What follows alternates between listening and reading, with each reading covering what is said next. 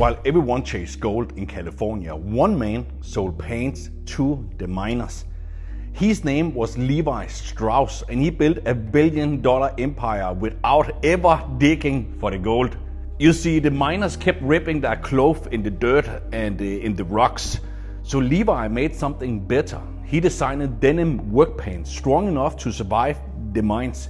Then he added little metal parts to the pockets. That one tiny innovation changed the industry completely. The miners simply just went crazy for them. Those jeans became the uniform of the working man, and the brand he started, Levi's, is still worth billions over 150 years later.